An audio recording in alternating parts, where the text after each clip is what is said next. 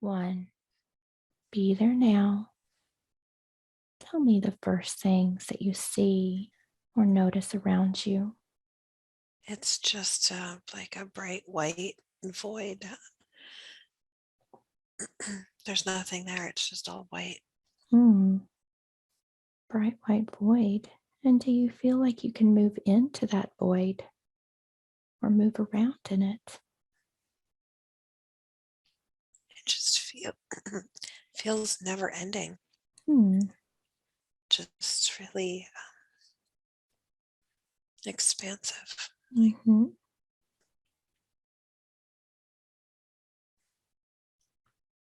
Allow yourself to connect even more deeply with the white light in this expansive place. It's connecting even more deeply with the beautiful light that you see around you.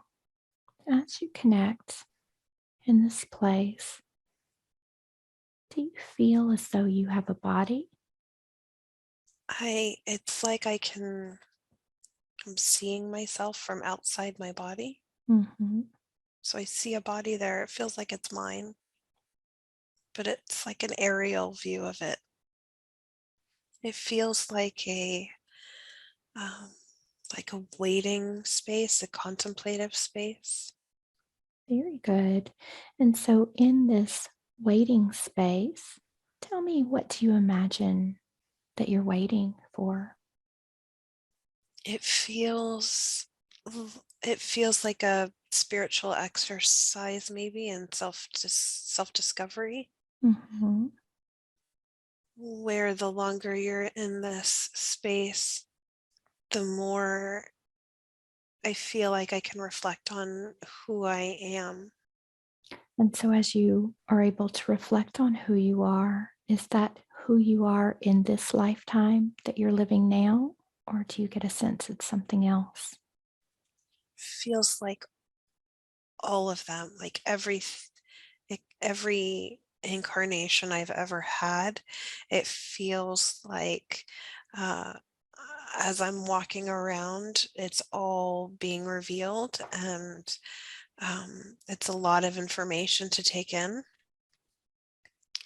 So I think that's why it feels like this is a waiting space. Like I'm almost um, getting ready to be able to see all that information and take it in, if that makes sense. Mm-hmm.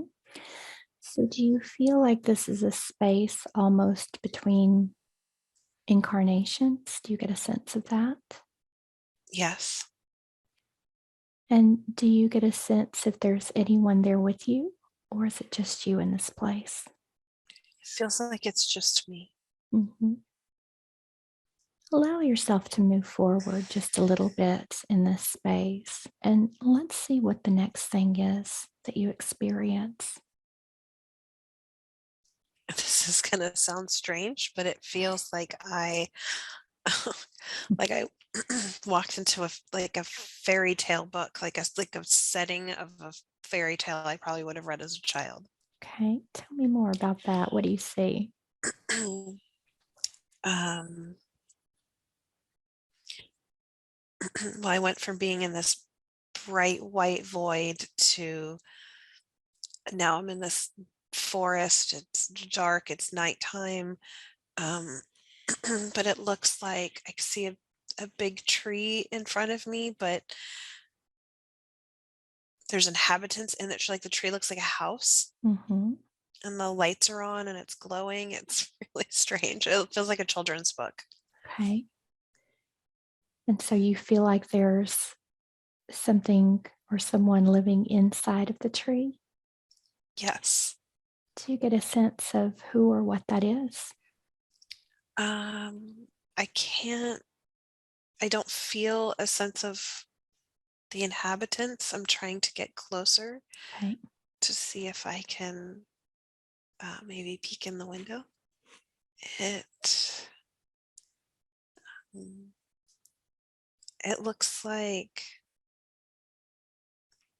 I don't see any people or beings yet, but it does. I see furniture. Hmm. Um, It looks big enough for me to sit on if I wanted to, like sit at the table. Um,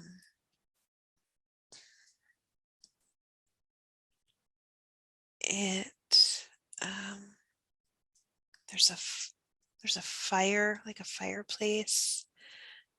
It's really pretty. It has this like golden yellow glow. Um, there's flowers outside around the tree, but I don't see who lives there.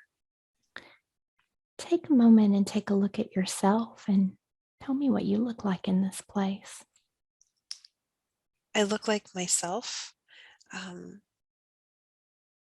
in my current incarnation. Mhm. So I feel like I'm just observing Okay, whatever this place is. It feels like beautiful. I've been given the opportunity to just observe. Very good. So, as you observe this tree with these inhabitants that we're not quite seeing, as you look around, tell me what else draws your attention. The land around this treehouse, it's so cute. It's very whimsical. It feels like a children's book. Mhm. Bright colors, um, lots of flowers, um, little animals sort of moving around. Like I see a squirrel and a little bunny rabbit. And so you said that as you looked into the tree, you saw furnishings and things in this tree. Do you feel in this place that you're the same size as a normal human, or do you feel a different size in this place? I feel a little smaller than human size, Okay, but not that much smaller because it feels like if I were to walk in there, it would feel a little small for me, but I feels like I could fit. very good. And so as you're in this place with all of these bright, beautiful flowers and the animals, do you get a sense if there's any people or other beings that are there with you? I don't feel any other beings. I can only feel the animals that are outside surrounding this treehouse. Hmm. Tell me more about the animals. What types of animals do you see? There's a squirrel running up the side of the treehouse. Hmm. Um, a little bunny sitting outside in like a garden area. There's birds sitting on the branches of the treehouse. I just saw a little skunk running in the woods. Like, I guess he got scared. Good, go away. um, I think the best way I can describe it, I feel like I'm saying the same thing, but it just feels like I'm in a fairy tale. Okay. So, does this feel like it could possibly be a future life that you're looking at, a parallel life, another reality? Or is this connected to current Earth? It feels like another universe. Okay, That's what I'm hearing. very It's good. And in this other universe, is this an Earth like place? Is this very similar to our Earth that we have here? it looks very similar and feels very similar to Earth. The landscape, the sky. Um, I can only see one sun, one moon. Um, it does. It feels very similar to Earth. So, do you get a sense that this might be a universe that your soul originated in before coming to this Earth? Or what do you get? I don't feel like I've had a personal connection to it. I feel like I'm being given permission to visit this place. Um, I don't. feel an answer as to why I'm seeing this. Okay. It feels like this is where the animal kingdom can live in harmony and peace without harming each other. So there's no hierarchy of the animal kingdom like there is on Earth. Um, and it feels like a very like a peaceful place for the animals. I feel very connected to the animal life in this place. Beautiful. So do you get a sense that this planet is just consisting of animals, or does it feel like there may be other types of beings there as well? It feels like there's other types of beings there, and for some reason, it just feels like they don't want to be seen. Okay. And I'm only maybe at this point only able to see the animals. Um, but it feels very peaceful, very beautiful. Um, it feels like the best thing about being here is that all the animals live in harmony. Beautiful. And so what is it on this planet that caused there to be the hierarchy of animals? I'm assuming on this planet that you're looking at that they don't eat each other. No, Mhm. So no. how did how did that happen on this planet where we have that hierarchy of animals? It feels like the evolution of this planet happened in such a way that it became a way of life here. Earth isn't supposed to be just like this other place that I'm seeing. There were supposed to be a lot of similarities, but something along the line changed that. Mm. And so do you get a sense that this planet will move into a direction of getting away from the way things are, especially with the animals? Will they be able to live in harmony eventually? What do you see?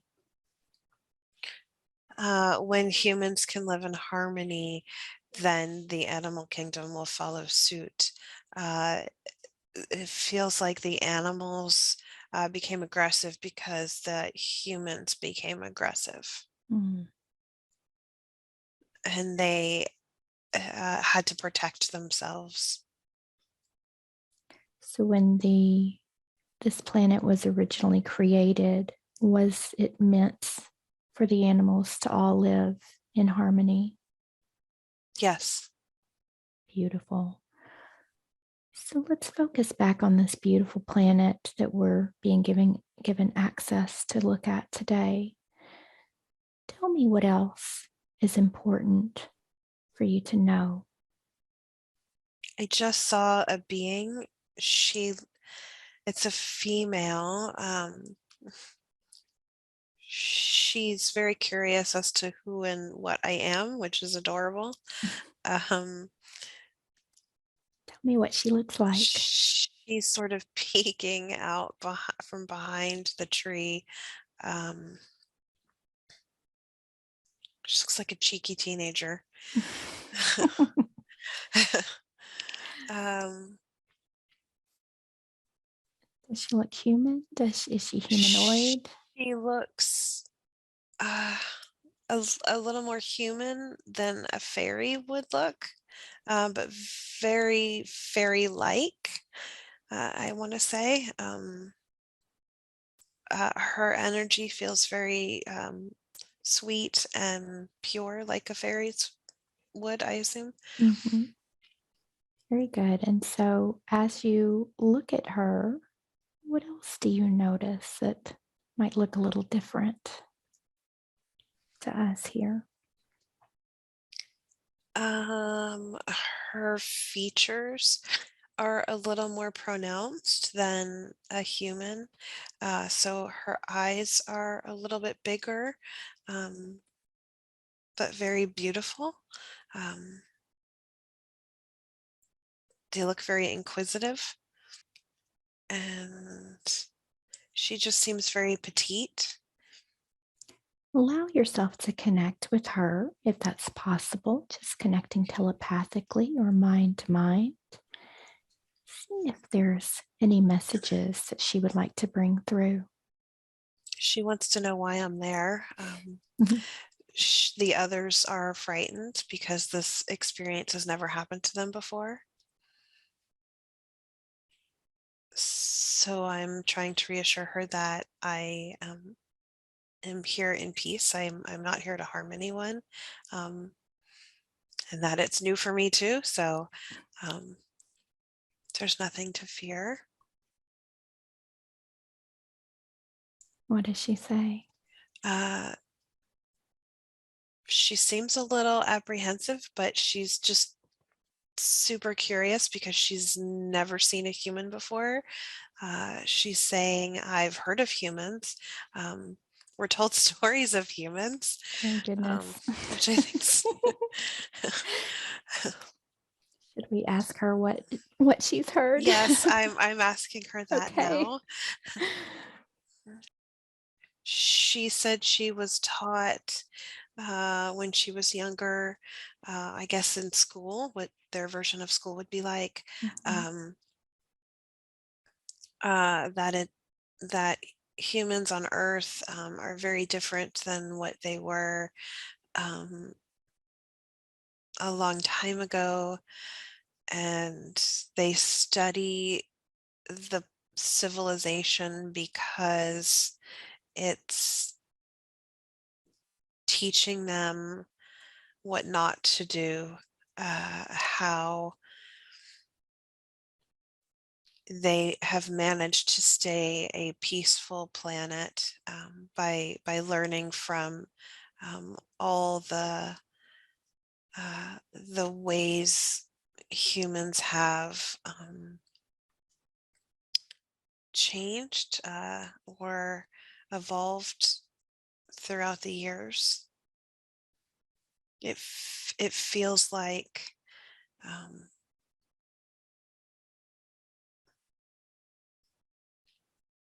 they're fearful of this planet because it's so different than the reality that they live in. But it's part of their education to know uh, all the different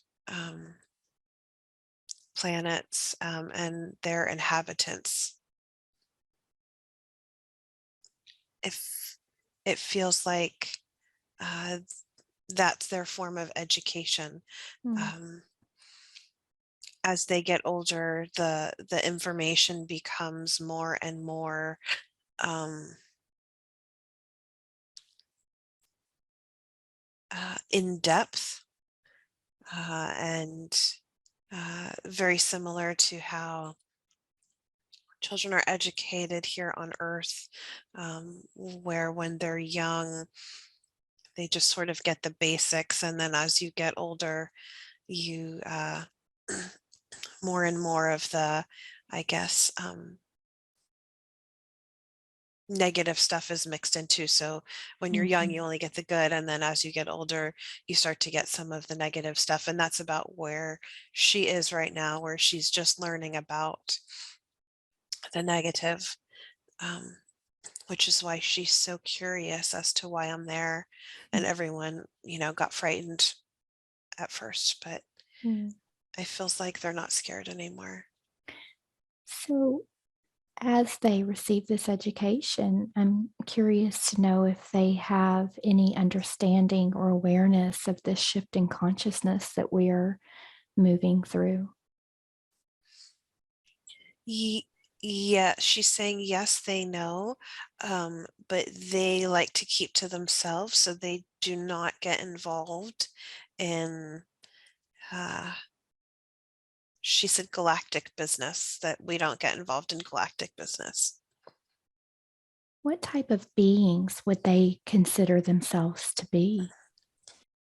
She's saying the best way for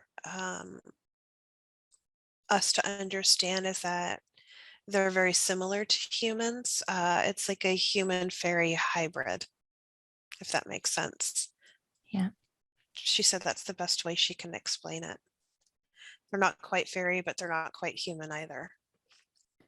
beautiful. And so, this place where she is, it seems like they live in complete peace and harmony. What can she share with us about that way of living? They don't understand why humans um, don't get along with one another, why there's so much um, division and um, animosity towards people who are different or even the same. That she said it feels like a very angry uh, civilization. And what is it like for them living in such peace? What can she share with us about what her life is like on this planet? Um, she, you're going to have to repeat the question. She just took my hand, Oh, and by taking my hand, oh my gosh, this is so cool. It's like glowing, and by somehow she's able to, maybe through me, how is this possible? Um, she's able to, I guess, with through my energy, feel what it feels like to be here and see everything that I guess I experience in my life. mm-hmm. So it's a way of, I guess, connecting energetically. So just allow yourself to experience that and just tell me what you feel or what happens or what she experiences. My hands are tingling. Mm. It's she is um, as a way of saying thank you for letting her see what my life is like here. Um, she feels very sad that um, we live the way that we do because it's so different from her life. Um, and she is, it feels like she's transmitting some energetic frequency to help me feel more peaceful so that I can understand what she feels like in her world. Oh, that's incredible. Absolutely beautiful. Tell me what you feel or what you notice as those frequencies come in. It feels very light and peaceful, but very inquisitive, um, energetic. Um, it feels uh, like the best way for me to describe it is like a curious puppy. When you watch a baby animal, the puppy, when they're sort of moving through their environment, learning, and with that excitement, that's what it feels like her everyday life is like. Mm, That's so beautiful. absolutely beautiful. What can she share with us about this world where she lives? What's something interesting that we'd love to know? She's saying, this is a weird random fact, but that they love it. Is that the water temperature? She's just taken me to this like spring with a waterfall. It's really pretty. Mm, All the water on their planet is the perfect temperature. It's not hot, it's not cold, so that not only can they like consume the water and drink the water, but that they can go swimming in the water. And it's the perfect temperature all the time. And they just love it. She loves to go swimming. That sounds amazing.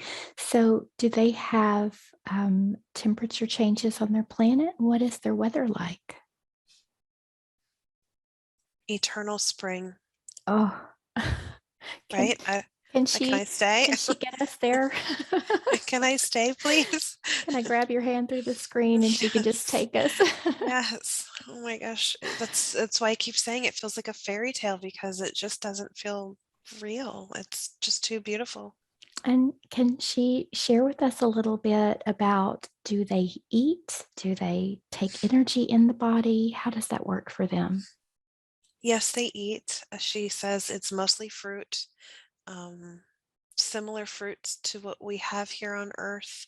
Um, some different um, things that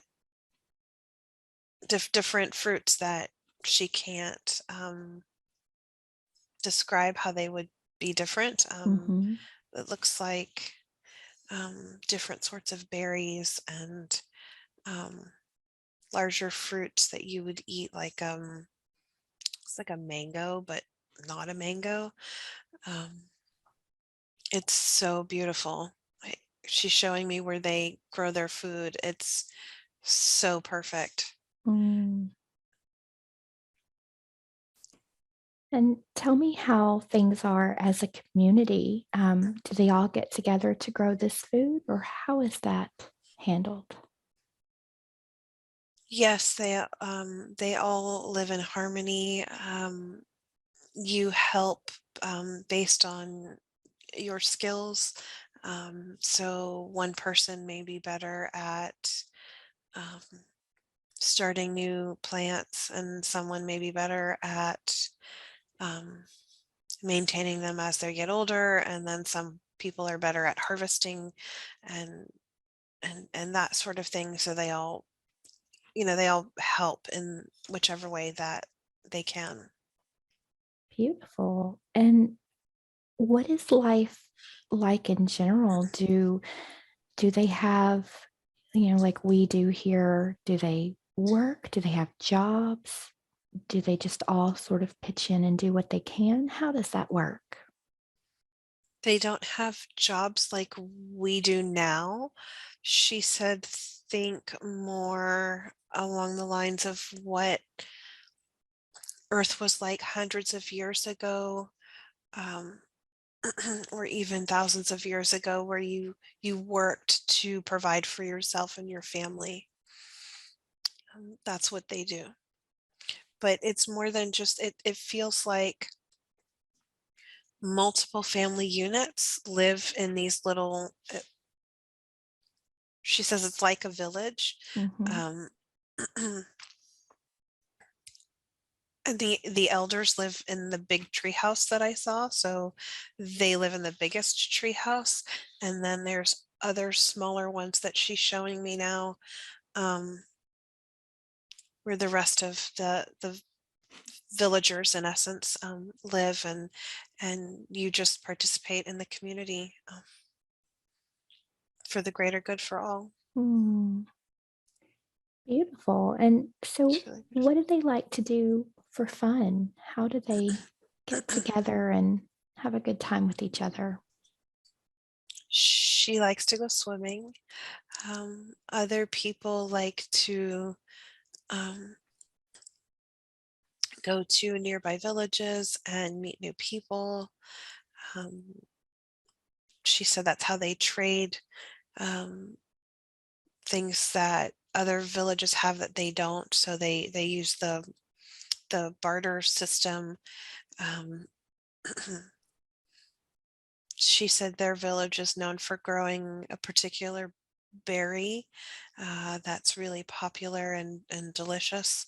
Um, so they bring berries to the neighboring villages and they trade for other things like she's showing me some really pretty like hand woven baskets um, and blankets and things that their village doesn't produce. And so, on this place, do they ever have any type of conflict? And if so, how do they resolve those types of things?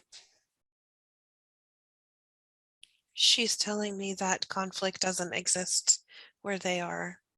It's just not a part of their way of doing things. Oh, that's amazing. Hmm. Beautiful. What else would she like to share with us? What else can she tell us about this beautiful place? She's telling oh, it's so cute. She's telling me that if I wanted to come here for a future life, I could. Um, she just seems to really like me and want to talk and share information. And so have they ever had an experience where someone has popped in on their world? Is this the first time? Not for the elders, but for her, which is why she's the one that came forward. She was very eager. Hmm. Did she have an awareness that this was going to happen today? No, it was Okay. a big surprise. She was just right there. Yes. And so, what can she share with us, or can she share with us anything about others popping in on the elders? Is this something that they experience regularly, or? It's not a regular practice. It's usually when beings like me are either curious about other places or some of the other uh, beings that come to learn. It's usually only the benevolent beings that come to their planet. She's saying they are very protected, so nothing negative has ever come onto their planet. Beautiful. Can she share how they protect themselves from the negativity? She's saying that is a secret that the elders keep to themselves. They don't share that information with the younger uh, ones in the village. Very good. And does she have a family? What can she tell us about her family? She does have a family. It's a rather big family, she's saying. Um, but because of her age, she likes to spend more time with her friends than with her family. She's saying it's too crowded. She likes to be in the garden, and she's showing me that her job in the garden, oh, this is amazing. It's through her hands where she, after they plant the seeds in the garden, her job is to go and bless all of the plants with a method of, I guess to us it would be considered like an energy technique. Mhm. Um, but her hands glow when she activates it. It's so cool. And so I guess she's saying it's like they're blessing the plant for um, it to grow healthy and strong and provide, you know, the fruit that they need. Beautiful. Do they have anything like illness on their planet? Do they ever have to do any types of healing work? She's saying it's very rare. It only happens when they get really old. She said they live for a really long time, but it's only when they get old that they just get tired and the body just starts to get stiff and tired, but no real illness. And do they Do they cross over like we do? Do they get to plan their transition, or is it more of just waiting until the body is ready? It's a little of both. They know when their time is coming, so you're surrounded by your village when you pass, when you transition, and it's sad, but it's also really a beautiful ceremony. And so, do they have an understanding of what happens to a soul after they transition out of the physical? Do they have that awareness there? Yes, they understand uh, more so than we do what happens um, when a soul transitions. Very good. What else would she like to share with us today while we're here? She's saying, you are welcome to come back anytime you'd like. Um, and she'll show me more um, if I come back again. Beautiful. And does she have a name that she can share with us? Aurora. Aurora. How beautiful. Aurora, we just want to send you so much love and gratitude for allowing us to connect with you today, for sharing your beautiful, beautiful world that we hope one day that we will be able to create here on the earth plane. Are there any final messages that you'd like to bring through for Kim today? She is saying, she's telling me to learn more about um, growing food and to use um, the energy technique that she just showed me, um, to incorporate that into into growing food of my own, or to share that information with others. Beautiful. And now that you've experienced her holding your hands, did you receive any activations that you'll be able to bring some of that energy through? Or does it work like that?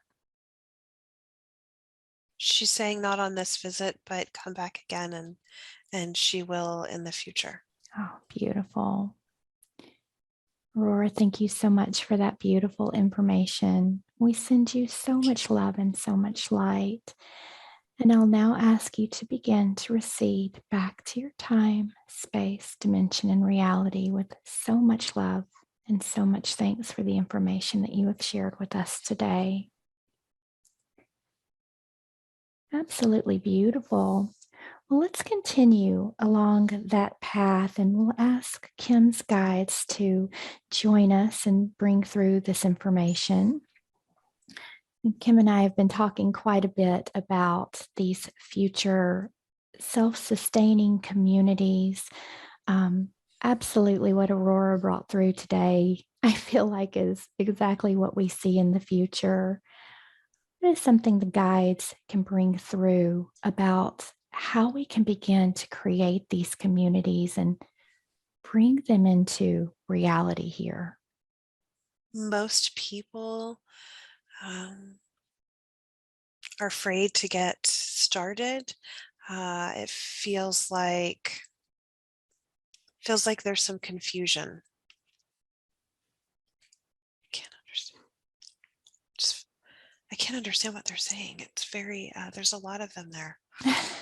you, you have, I'm having a hard time. they all came today. Wow. Okay, slow One at down, a time, guys. please.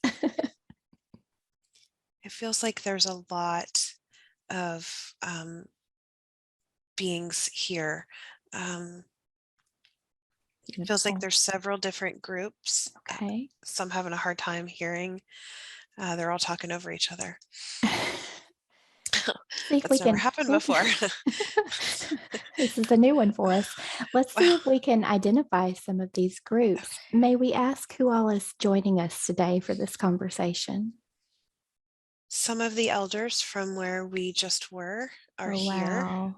Oh, thank Uh, you. they were very curious as to why I was there, so they are coming Okay. because they wanted to make sure that their people are safe. Beautiful.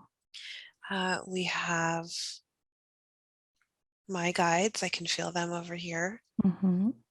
Your guides are here. They're so Beautiful. strong. I've got strong guides, I've heard. Yeah. Whoa.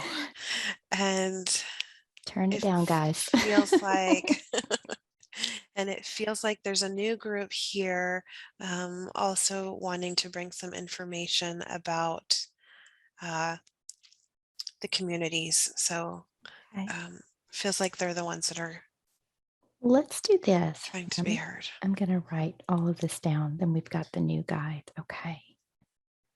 Let's do this because I just want to first go back to the elders that are here and just thank them so much for allowing us to experience parts of their way of living, because this is something that so many of us are desiring to have on this planet.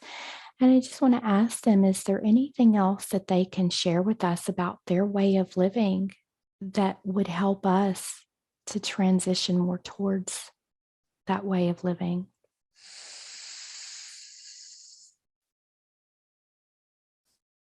It's all about finding your village of like minded individuals. And once you have found your village, so to speak, you will then be able to cultivate a similar life that we have on our planet. Because if you don't have the right people, and by right people, we mean they have to share your values, your desires, and your desire to live in a community where there's no conflict and everybody helps everybody. There's no room. We don't have ego in our planet the way humans have ego. So that's a big stepping stone for the human, is to be able to put all egos aside and genuinely come together to support one another. And that we feel is the greatest obstacle you have at this time, because even if there is positive intent to come together, there's still ego there. Yes. So we advise anyone who wishes to live in peace and harmony with their neighbors and with your planet and with nature and the animals as we do, to practice and cultivate being a humble being. Beautiful. Anything else that the elders would like to share with us today? Anything that they feel would be beneficial for us to know more about?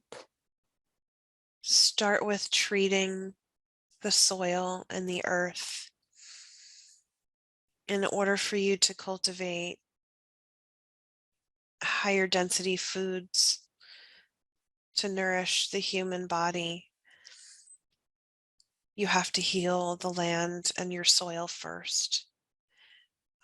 The land and soil on our planet is very fertile because we don't have any chemicals.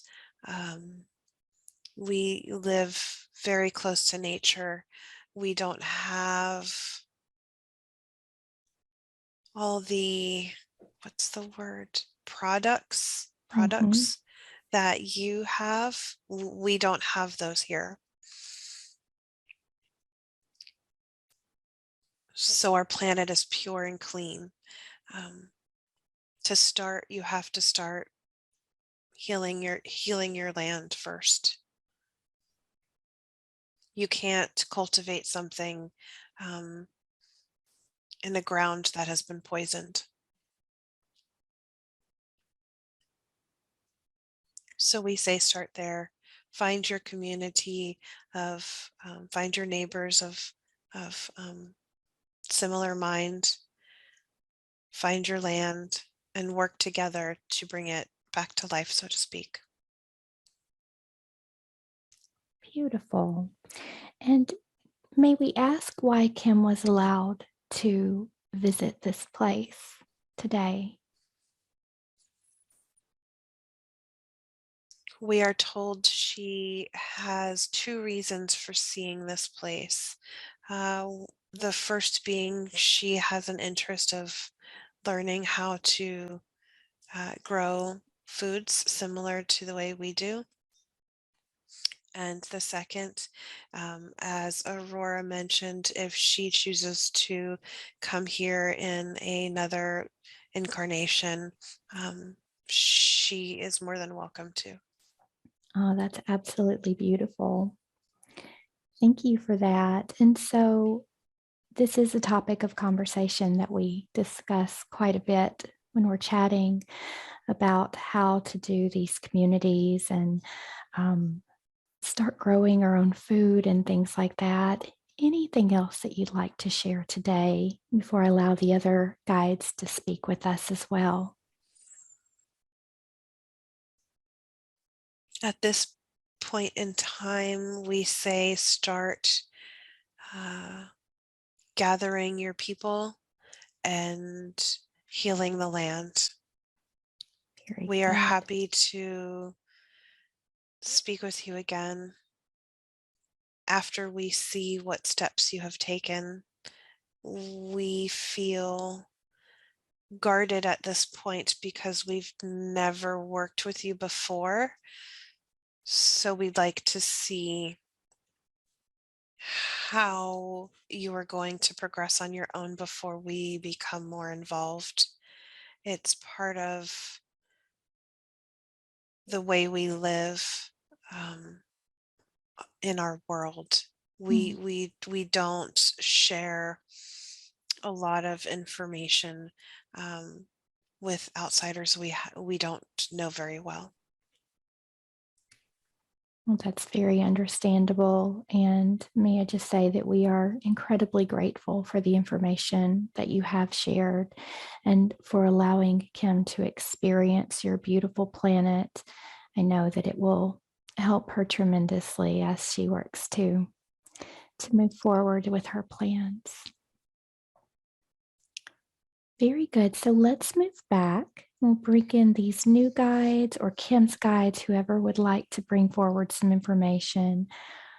As she begins to work on her plans and wanting to create this community, what else would you like to share with her?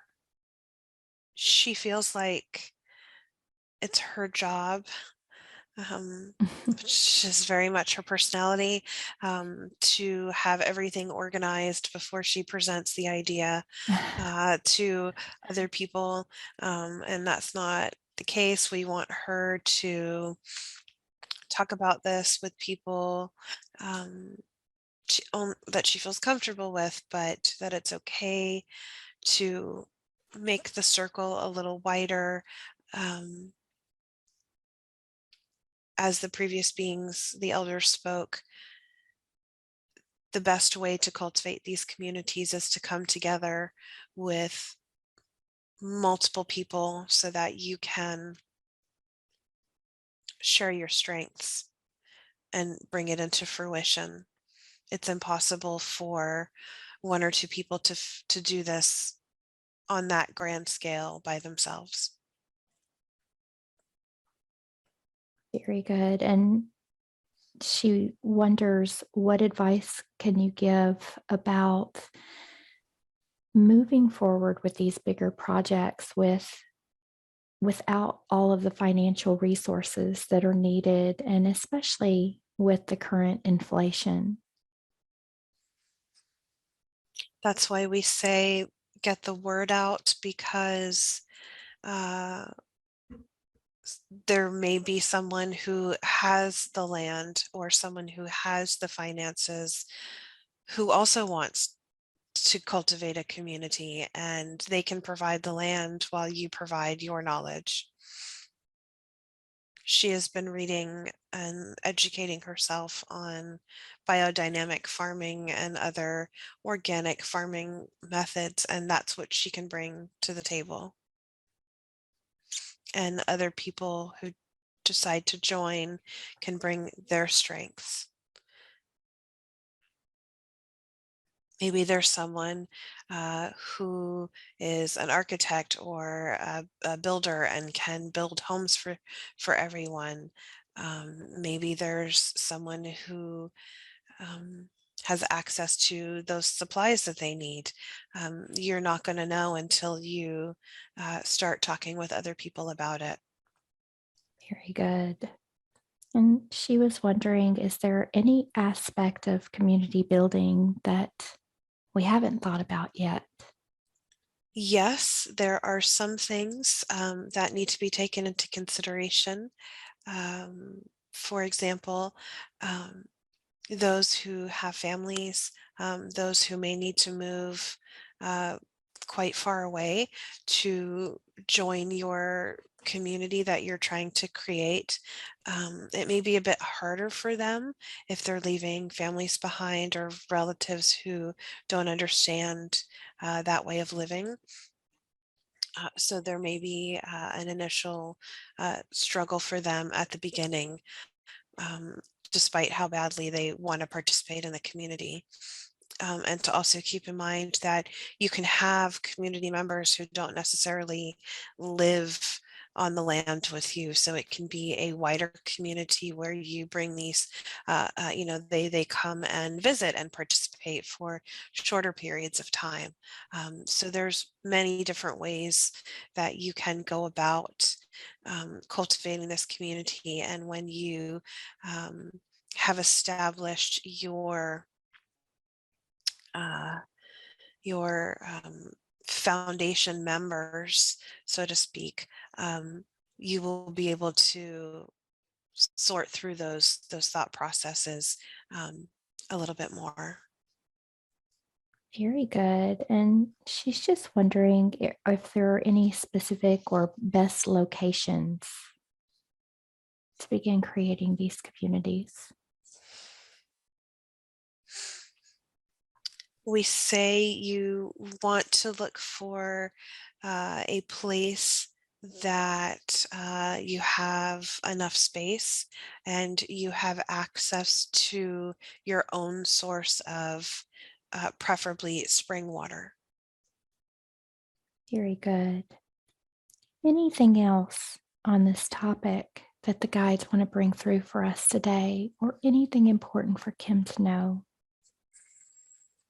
Start talking with other people and having group calls with other people who want to do the same thing, and just start with tossing ideas around amongst yourselves and see where those conversations take you. We don't have much advice to give at this point because it hasn't even begun yet. So we say get into the brainstorming process of cultivating this community. Very good. Thank you for that. You're welcome.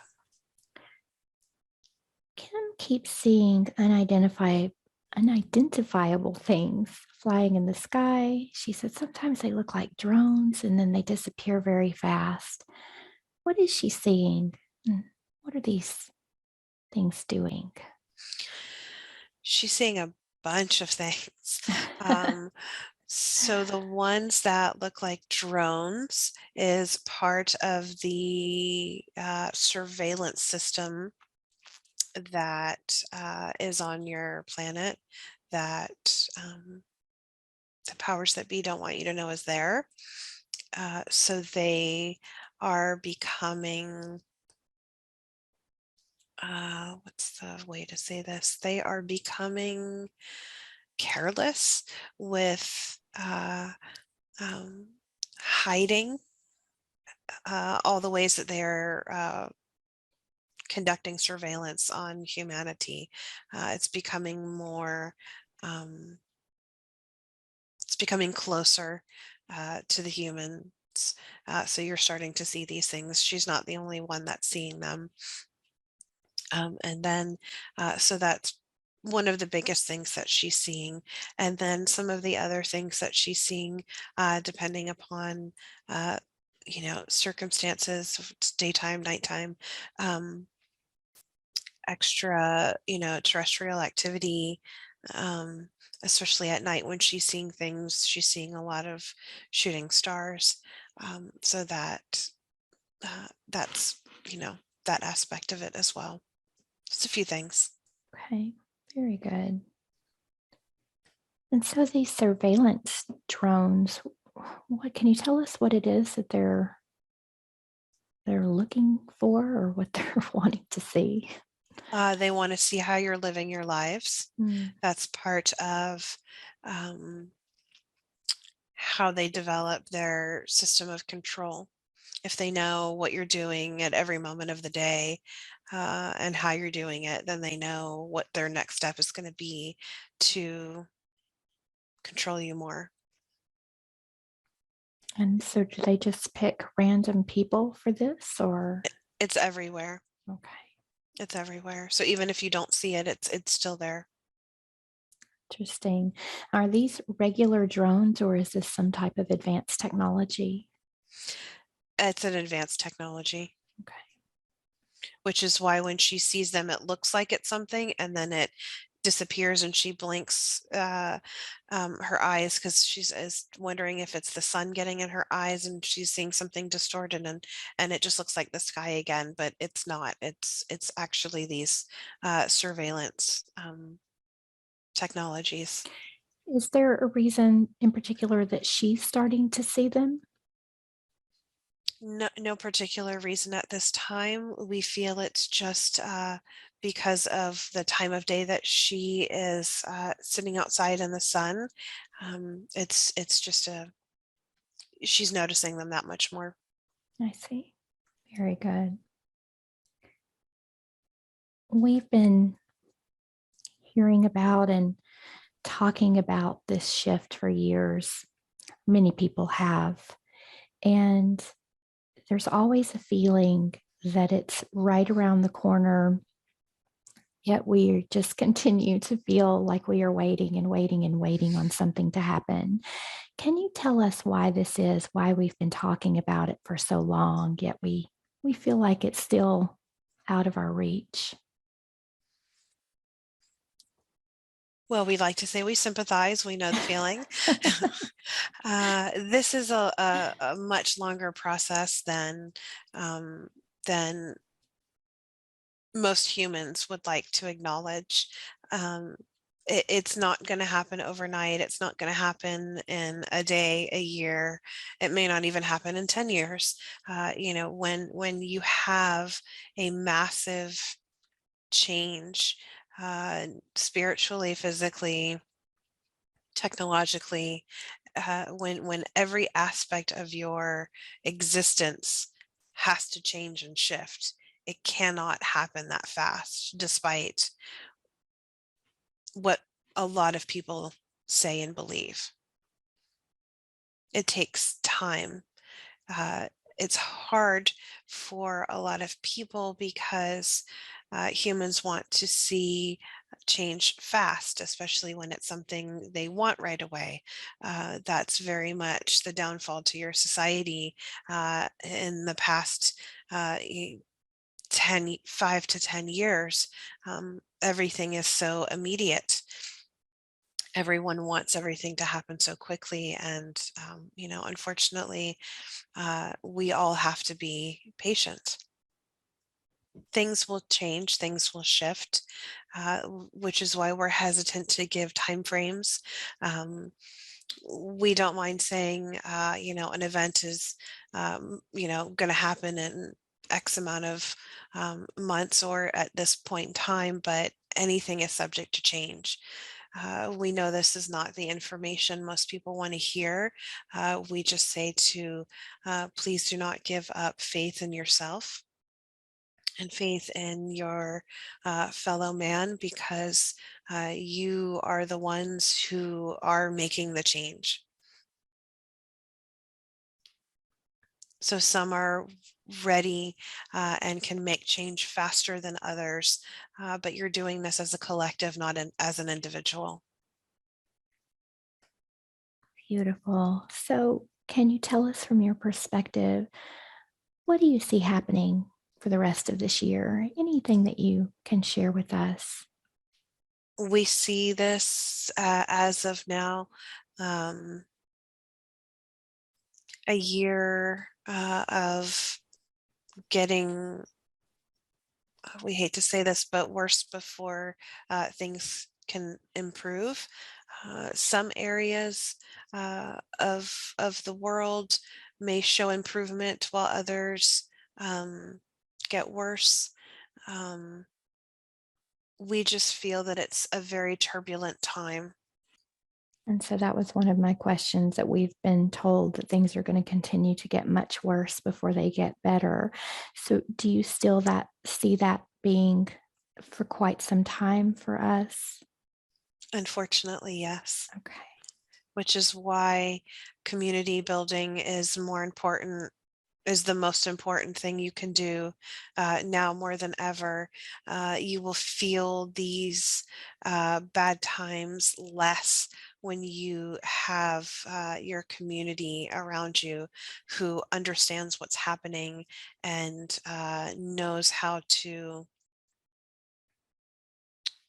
endure uh, all the, the trials that are coming your way. So there's a lot of really dark things that go on this planet. I just wonder sometimes, why have these dark things been allowed to go on for so long? Wondering why there maybe hasn't been some higher intervention to help get rid of these things sooner? Or is there a reason behind why we've experienced so much of this? There's always a reason. The best way for, how do we say this? If something's given to you that you want really, really bad, it's not going to be as gratifying or as satisfying if it's given to you without any hard work. So we could, um, an example we can give is working hard for maybe a better job, or a better grade on on a school project. It's, yeah, it's easier to just get the answers, or to just be given that job without any hard work, but you're gonna feel so much better knowing that you've done all this hard work to get to where you need to go. And spiritually, you have to do the work. You have to be able to um, reach higher levels of consciousness, and without doing the work internally as well as externally in your world, i- it's it's it's the it's the only way forward. I see. Very good. Does that answer your question? It does. I still a little bit just wonder, these really dark things that we hear about, things happening with the children, off world things. Of course, you never know if they're 100% true or not, but I've heard some pretty dark things. Why there's not more intervention from the higher realms, maybe? There is. So a lot of, um, we hate to say this, but false information Okay. uh, comes through from various channels in your world. So yes, while a lot of the dark stuff that happens on your planet, there's um, only so much we can do on our side to intervene and to help. Um, Rest assured that on our side, those issues are dealt with quite swiftly and quite forcefully. There are some universal laws that you don't violate, and harming children is one of them. Very good. And will we get to a point, and hopefully in the near future, where all of that will end completely Yes, on this planet? universally, yes. Okay. Very good. The So, universe is go ahead. entering a new epic of time. So it's being discussed that new lessons and experiences beyond your comprehension um, are being designed Mhm. so that things can change, which is why this shift, as you call it, is taking so much longer because things need to change, not just physically on your planet, but on the, at the universal quantum level. So there are uh, the highest beings that essentially work closest to the divine creator.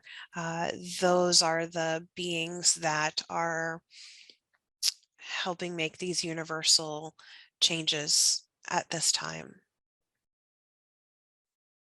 So think of Beautiful. it as the dawn of a new age. Mhm. That's where we're headed universally. It's not just on your planet.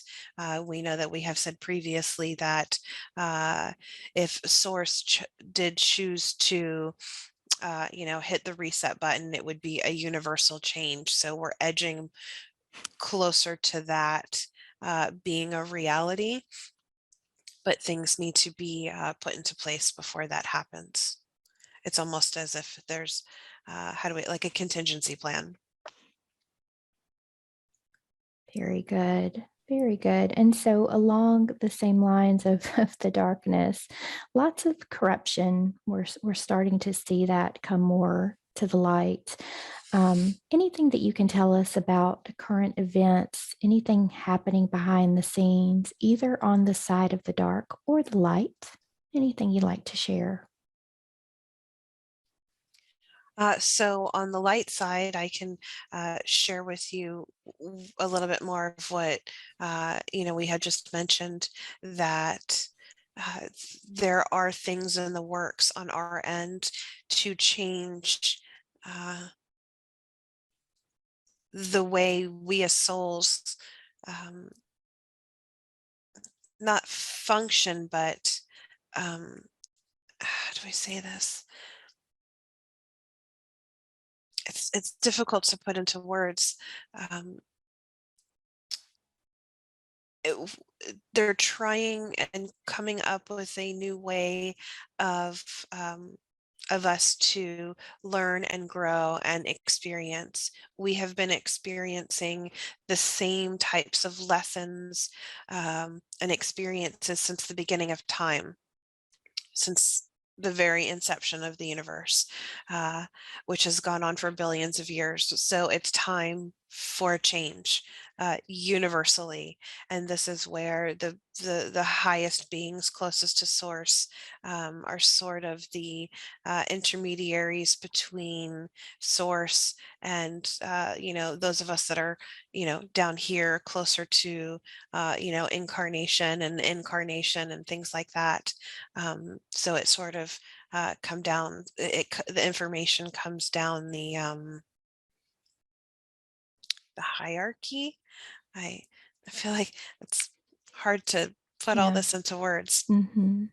but eventually that information trickles down to those of us who are guides, and that's when we receive this information that this new way is being implemented. Very good. Sounds like a lot of work. It is a lot, and we don't even have all the information yet because it's coming from so high up, Yeah. and essentially coming from, source creator. Very good. Thank you for that. You're welcome. So, Kim and I have talked about Earth's true history. I feel like there's almost like there's a lot of different histories. She's wondering, are there any credible sources that we can learn more about the true history of Earth? Yes, we say go through the archives and find the oldest texts you can, and that's where you'll find the most truthful account of what has really transpired on your planet. How much of our history do we believe is true and it's not? Can you estimate that or Mo guess? most 70%. Oh, Mm, wow. mm, mhm. So has it just been changed through time as it's been passed from person to person, or has it been manipulated on purpose? Or both? Both, Both. both. Very interesting. Small details change from person to person. Uh, account of telling the story of time, but things are purposefully manipulated to either omit people, places, events, or they've been changed to alter what really happened. And would you say that we have multiple versions of history? So, could a time period, let's say, have um, multiple things that happened, one event that ended in multiple different ways on different timelines? I don't know if I'm making any sense. One thing in history that happened, could there be multiple timelines of that event that we can tap into so that it looks a little bit different based on what you're viewing? Yes and no.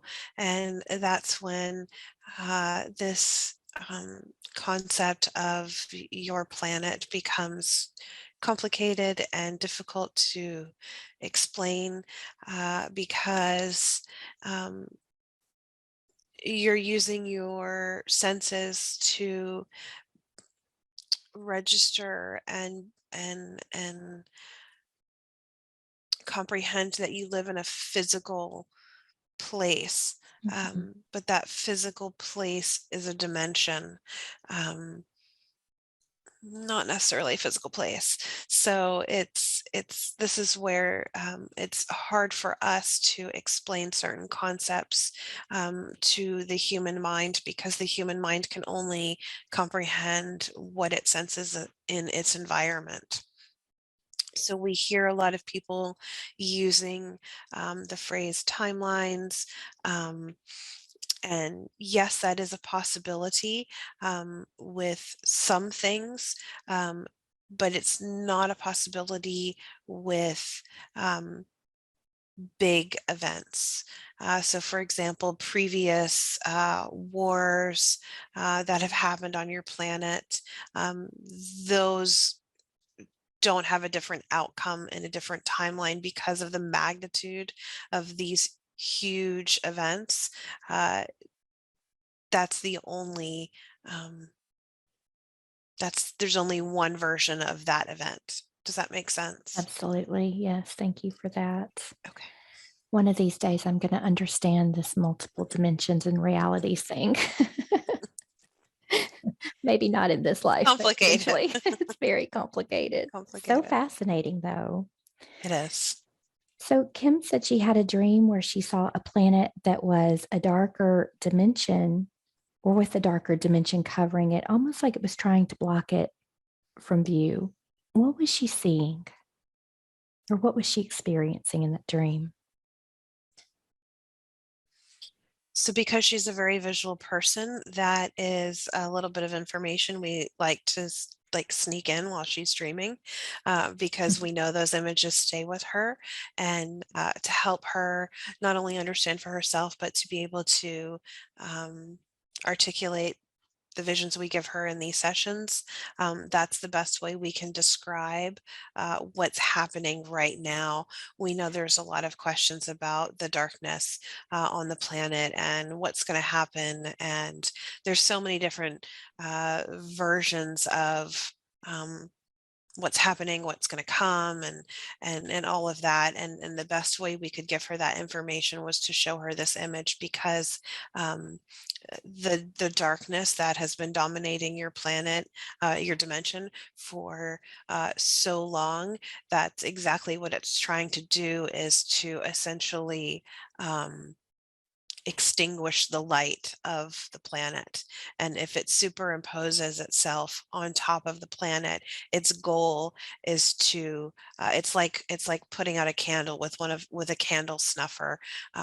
It's slowly trying to extinguish Earth's light, but it's not possible, because it's not the dimension itself that's of the light. It's the inhabitants that give it light. Very good. Very good. Can you walk us through the process, or what happens when a spirit leaves the body and crosses over? Where do they go? What happens to that soul as it leaves the physical and goes back into non-physical? So it experiences something very similar to what Kim experienced at the beginning of the session, that um, white void that she said felt like a contemplative space. That's essentially what is experienced when the soul finally lets go. So when the human body stops functioning and the soul leaves the body, there's this limbo moment where the soul, especially if they're not prepared to leave, has a moment of confusion. And then your guides will escort you to um, this peaceful waiting space to help your soul acclimate to no longer being in a physical body. And it takes time. It's different for every individual. So you have this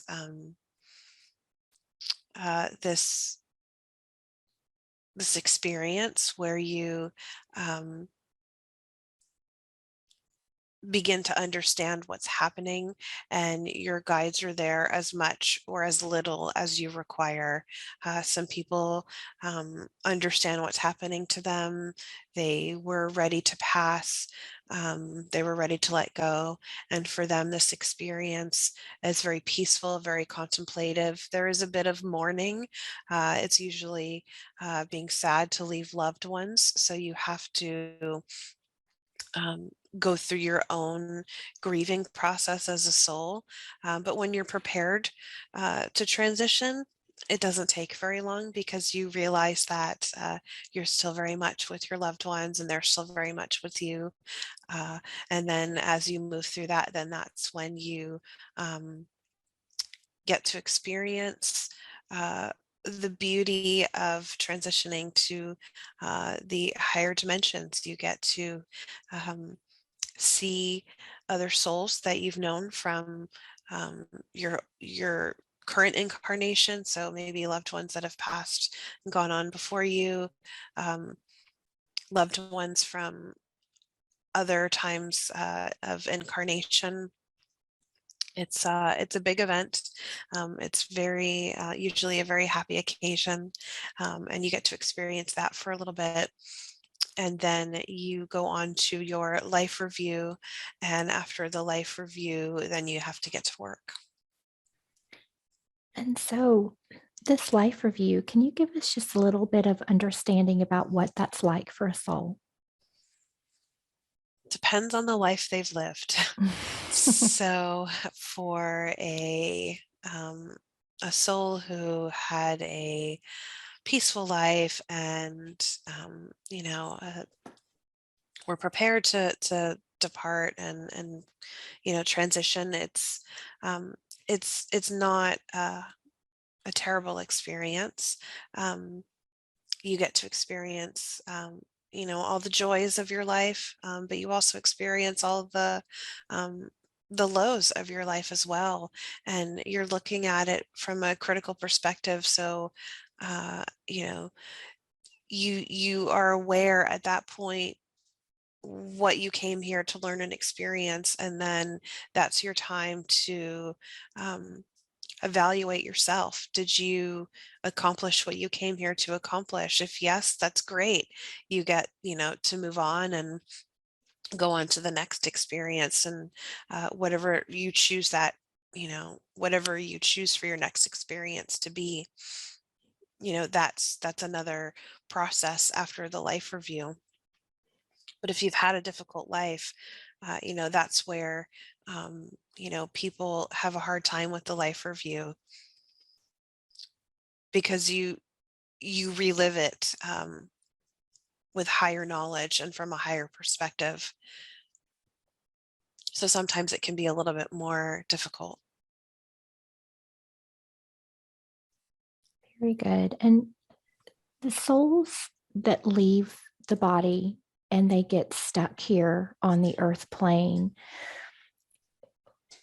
I know there's sometimes, like you said, that confusion of coming out of the body before you cross over. Are the guides not able to come and assist that soul, or does that soul have to move into that void space before the guides can be there to assist it? How does that work? No, we're there. It's usually dependent upon the level of trauma the soul has experienced. So the higher the degree of trauma, the more likely it is that they can't even hear or perceive our presence, Mm, because they're so locked into the trauma. So that's typically what happens when they get stuck. I see. Is it's usually the trauma that keeps them stuck. Okay. And I had heard from a few places that, and maybe this is something that was, maybe it's not in existence anymore, but that there was a false white light, and that when souls went into that false white light, it sent them into like a reincarnation trap. It kept them having to cycle through. Any information you can share about that? No, that's part of the false information that's coming through. Okay. We will say that no, there's only one uh, true white light, and while the trapped soul or the stuck soul may not be able to hear their guides, your guardian angel will never leaves your side. So for any soul that has been trapped on your earthly plane, even if it's for hundreds of years, the guardian angel is always with them, um, working very hard to help them see the light. Beautiful. And does every soul have its own guardian angel with it? Yes, yes. Very good. Very good. And And we say, um, to be very grateful. Most people don't acknowledge their guardian angels, but your angel typically stays with you for many, many lifetimes. So this is a very hardworking soul that has essentially sworn to be by your side no matter what. So uh, we would like to say that more people need to acknowledge and communicate with their guardian angel. beautiful. Very good. And so, in this work that we do, we sometimes see clients that are just covered with entities and attachments. And, I struggle sometimes with why this is allowed to happen to somebody that doesn't have an awareness on such a deep level. Are are the guides that are with that particular person, is it the universal laws that prevent them from maybe intervening more? Are they unable to intervene more and add additional protection? Is that soul meant to experience that? Why does it get so bad for some people? Well, so yes and no. So we can only interfere to a certain degree.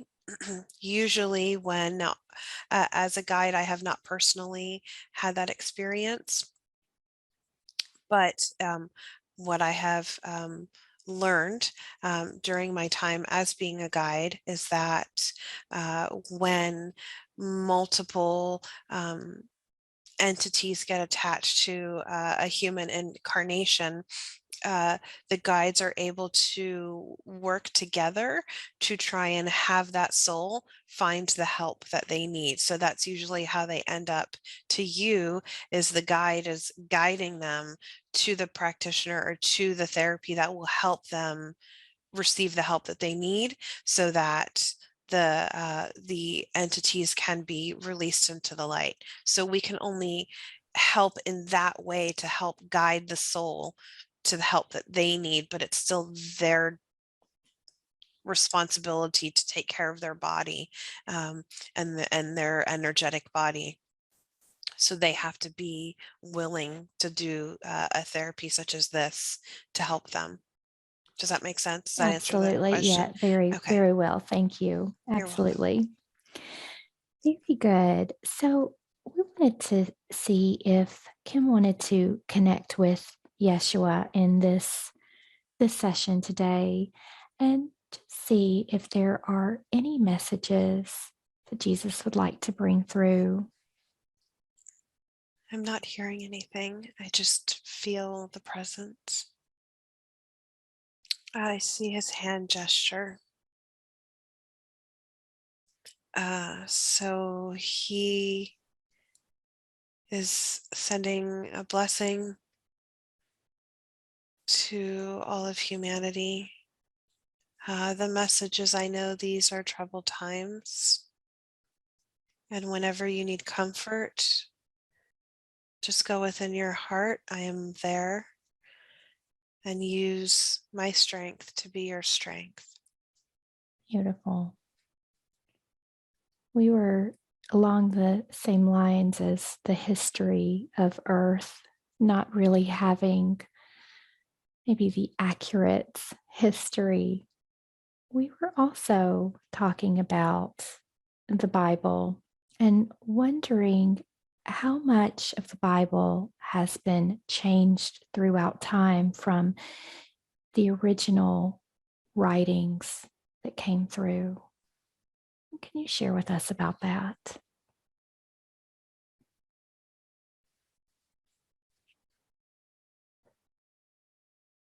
Most of the details have been changed, but in time, a new original text will be discovered, and it won't be in the Holy Land as previous texts have been found. It will be farther away in Asia. It feels like in maybe India, and that will reveal all the details that were changed in versions of the book that you know today. Mhm. It looks like it's it feels like it's being hidden by spiritual by a very private, quiet spiritual group in India for protection. And they know when the time is right to allow it to be found. And so would this contain, is it like the original Bible as it was written then, or is it It something more than that? it's the original letters passed between Yeshua's inner circle. So it's a compilation of all the letters that were passed between them over the years. It's a very sacred, special. Um, it looks like a. It looks like it was made it into a book of some sort, what we would consider a book today. Mhm. Um, yeah, and they've just been collected. And so when you read these original letters, that's when you're going to have the real first, the true firsthand account of what happened during that time period. And it looks like it's being so strange. It looks like it's being hidden in plain sight. Hmm. So that's why people don't realize what it really is. Interesting. So, how much of the true life of Jesus do we have in our current awareness? Or is that also very skewed from what really happened? Quite a bit of it is out there. Um, some of it skewed. Some of it you have access to. You just have to search for those older texts. Um, it's going to take a bit of digging and a bit of research, but we know Kim likes a challenge, so she will do her best to find them. And once you find these older texts, then that's when more of the true history will be revealed. And it'll all start to make sense when you or when one starts to read these ancient texts, and then you compare it to the information you have today. You'll clearly be able to see what has been changed and what hasn't, and how they changed it. But the challenge lies in finding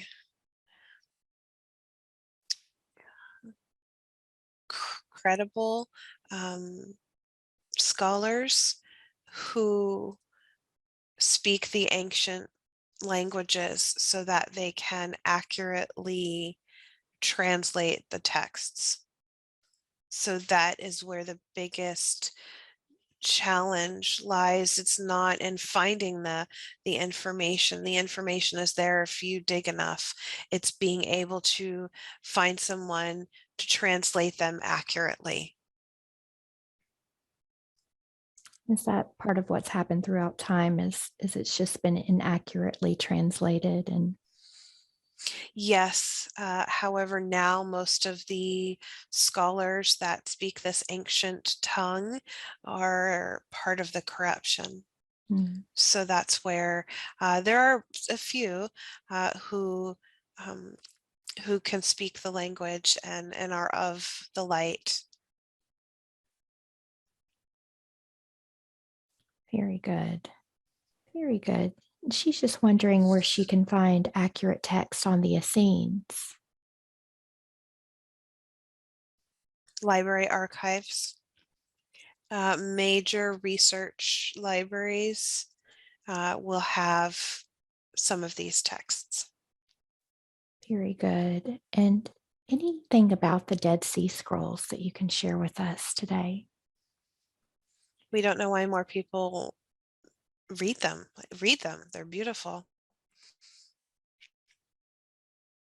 Did you say they're accurate in their? Yes. Okay. Yes. And there is a man who is semi known who does. He is a European um, follower of the Essenes, and he could translate the texts. He may even have read some of the texts and just hasn't spoken of it yet. Very good. And so, as we're talking about, what happens when you get to the other side after you've crossed over. I know religion brings through that there is just one heaven that you go to and you spend the rest of eternity there. Can you tell us if there is a heaven realm, if there's a heaven like place, if there is a heaven? What can you share with us about that?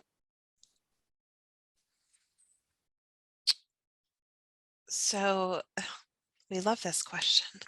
This, the best way to say this is that yes, there is a heaven-like place, and everyone gets to experience this place after you pass or transition.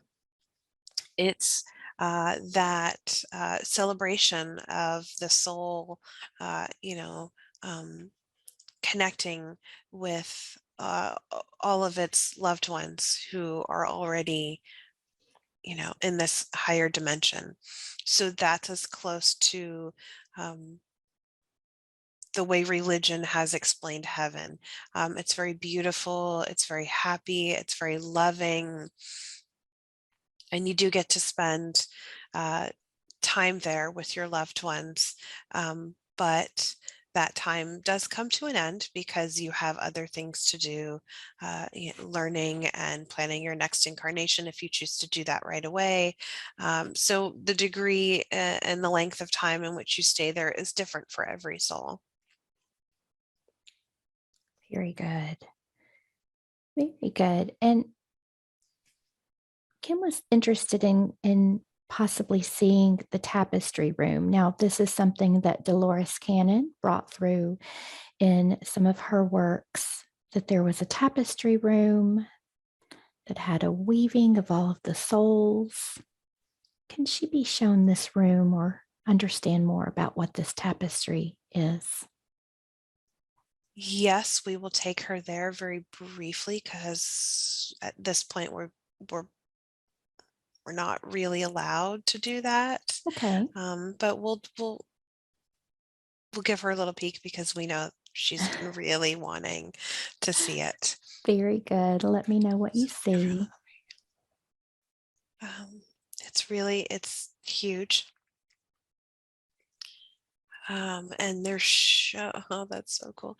They're showing me my thread on the tapestry.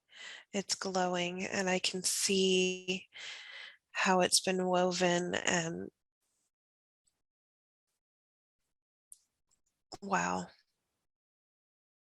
it's so tiny in the grand scheme of things. It's amazing. And is this just your path throughout many lifetimes? Is that what this tapestry Yes. is? All of the Y- different lifetimes sort of woven together? Yes. And it reads from right to left. And there's it's hard to explain. It's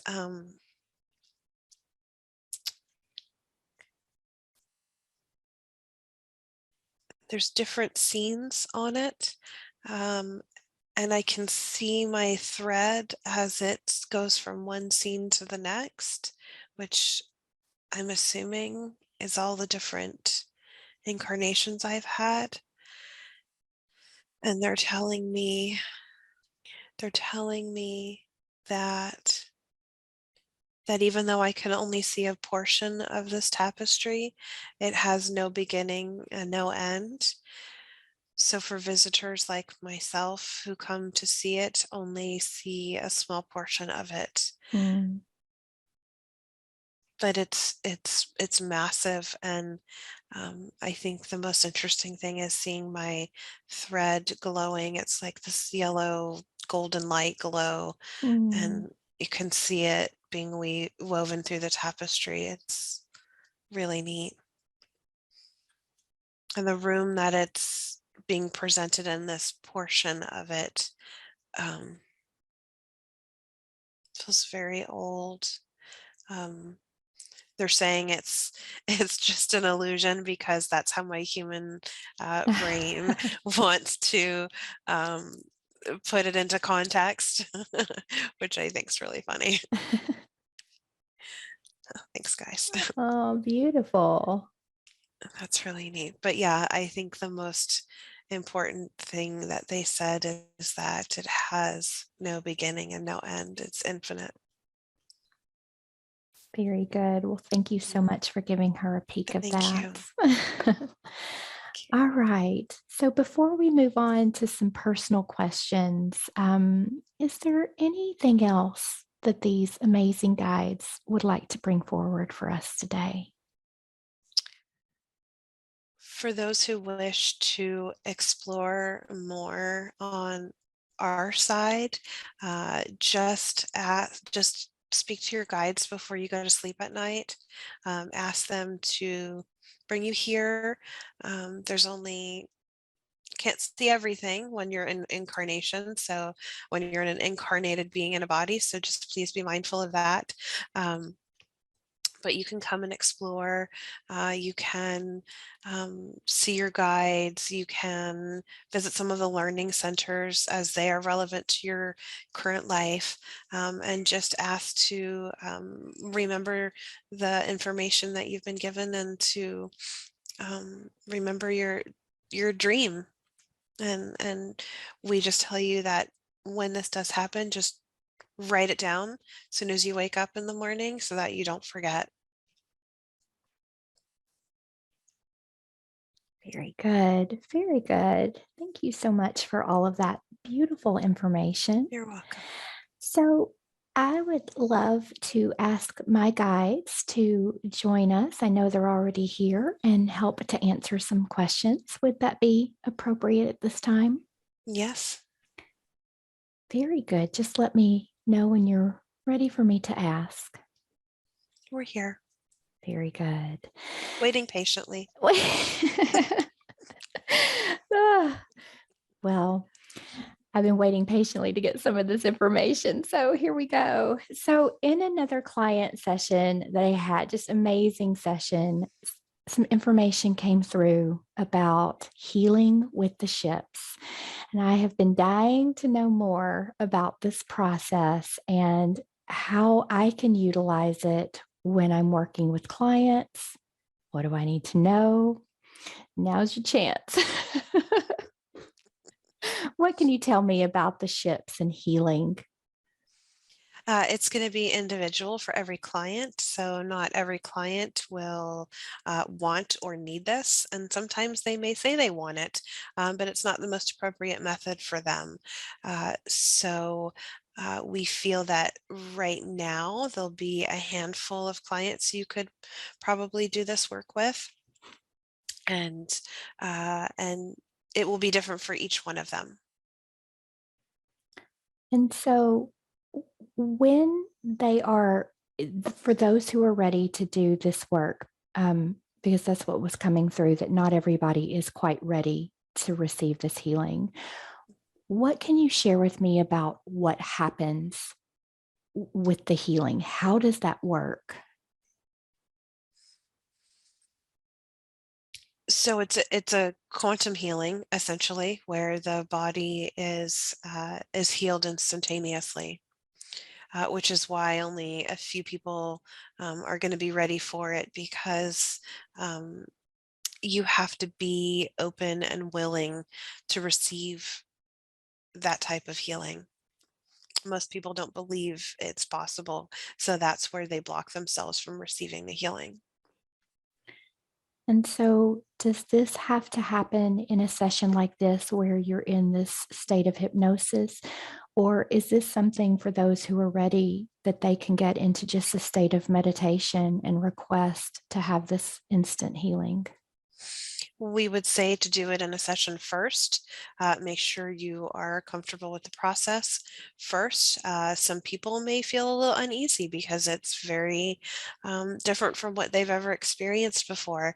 So experience it first with a loving guide, such as yourself. And then, once you've had one session, then you could do subsequent ones on your own if you choose.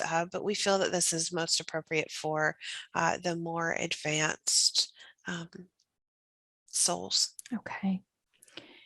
And so, what will the souls that are able to experience this type of healing, what will they experience in a session like this? What will they notice or see or feel? So it depends on how they perceive things. So for someone who can feel, they'll feel the energy moving through the body.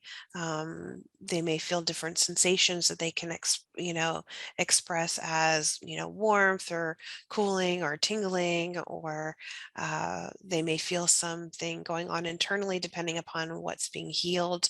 And if you are more visual and you can see things, you'll actually see that process happening on the body, and you'll see the different areas light up that are being worked on.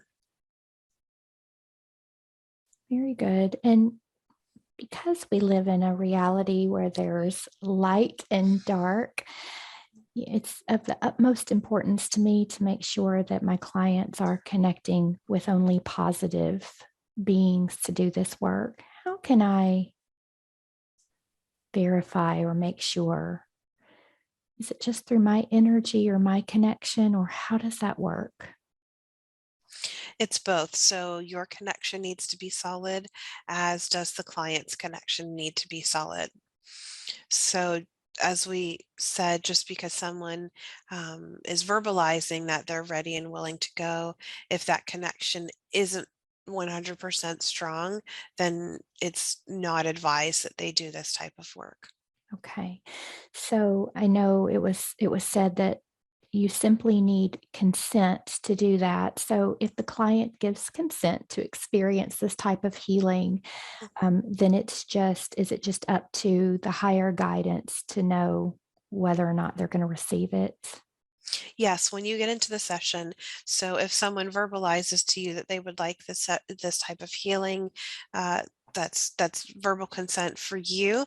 Then when you get into the session, you would at that point in time ask the person's guides if they are in a position to receive this type of healing, and the guides will let you know if it's appropriate for them or not. Okay, perfect. And I was told in another session where some information about this came through that it's almost like they're taken on board a ship into a room where there's different types of therapies, some light language from a shaman type being, and even some harmonics and things. Can you expand a little bit? I know one of the things also was light codes and DNA activations are part of this. Can you expand on what you're doing or how that works? It's anything that the body needs. So everybody's body is going to be different and individual. Even two souls that come or present the same physical ailment may require different methods of healing, because the reason they have their particular ailment could be different. So it's all very individualized to the soul. And so each soul receives healing differently. So one soul may have light as the predominant method of preferred healing. Others may need a blend of light in the body with some sound healing in the form of light language, as you mentioned, or sound healing, angelic singing. It would sound like, different musical instruments, that sort of thing. It could be like you mentioned, a type of shamanic healing. So it's just going to be customized for the individual. Very good. Go ahead. Sometimes it's hands-on healing, like an energy healing from the guides, or other benevolent beings that are there to help. Very good. And so I recently had a group session, and Tony had an experience where he was asked before the session if he gave consent to go on to the ships, and he felt as if he was almost came out of body and he was in this place that was very clinic-like. So we're wondering, did he experience this during his session or was that something different? Yes, the soul is going to perceive it in the best way that they can understand it. So for him, that's what makes sense. So that's what he's going to perceive. Okay. We want the soul to feel safe and understand what's happening. So everybody's going to experience something different. Very good. And he said he felt at one point almost as if it was me that was there and put him back into his chair. Can you expand on what he was experiencing there? Yes, because you are the facilitator of the session, your higher self is also on the ships helping facilitate the session as well. So you're there as a lifeline for your client. Very good. And so, can you explain to me, because I think the higher self, is that an actual,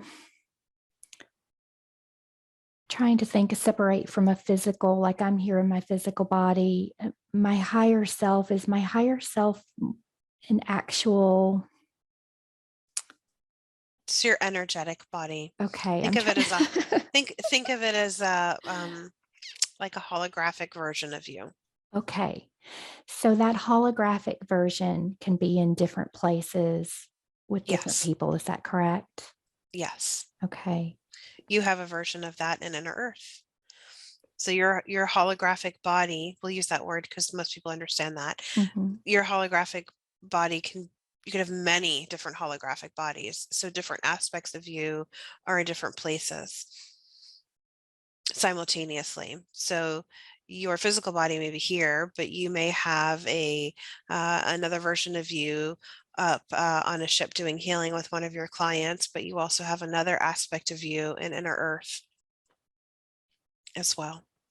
Does that make sense? It does. And so you said there were, do you have like an idea of how many different versions of this holographic you can have? Is it a lot? You can have unlimited. Okay. There is no limit on where you go at the soul level, Okay. but it's uncommon to have more than just a handful of for aspects of yourself in different places. It becomes too draining on the soul, and then that's when the physical body in your current reality starts to have health issues and get physically drained. I see. Do these different versions, do they ever integrate? Do they ever reintegrate with the soul? Or Sometimes, yes. like when my soul crosses over out of this physical body, I'm going to go back into non-physical, but I won't reintegrate with the whole of my soul. Do I keep my own separate aspect going? It depends on your plan. Okay. It depends on your plan. I feel like I'm not saying this correctly. It's so No, we understand what you're saying. thank you. Do all the parts of the whole come back together? Right, right. Do they all stay separate doing their own different things, I guess? Most of the time, all the parts of the whole come back together.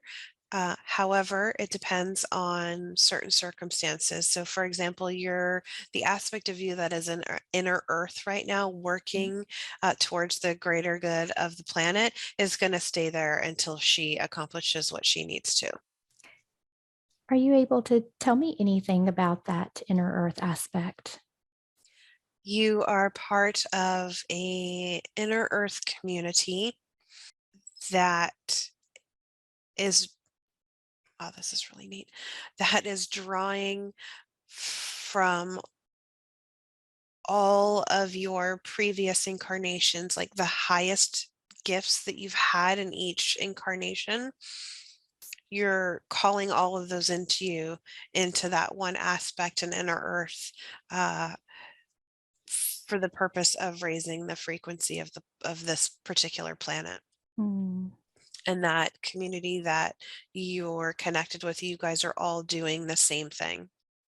So it's really strong.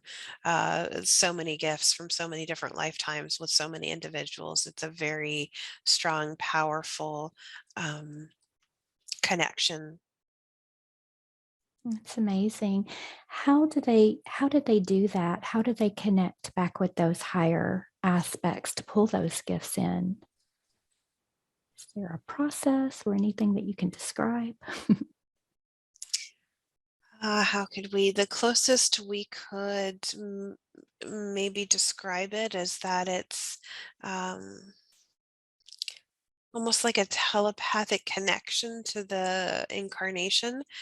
So off Earth, most other places, you have an awareness of all of your previous incarnations. Um, and inner Earth is like that. Inner Earth is not like the surface of the planet where you don't remember any of this information. So by having this knowledge, you can, sort of go through the timeline of all of your incarnations and say, okay, in this lifetime, I was good with plant medicine. And this time, I was good with um, hands-on energy, healing and so on. You draw your strongest gifts, uh, and you embody all of them. Does that make sense? Absolutely. Beautiful. Thank you for that. You're welcome. So I've been feeling like something bigger is beginning to unfold, especially with the different connections that I've been making with different clients and different people in the community. Anything that I need to know or understand about what I've been feeling?